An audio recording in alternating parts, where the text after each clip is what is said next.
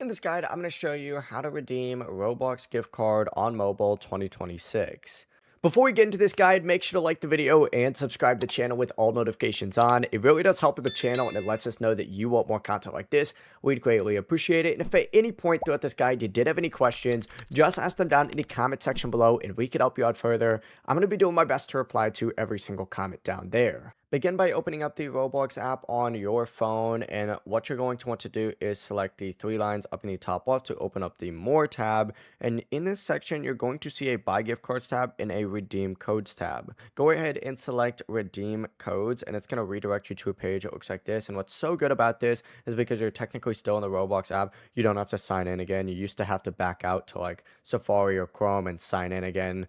Thankfully, you don't have to do that anymore. You just have to go ahead and select code and type in your code right here. Like I'll just say subscribe, just like so.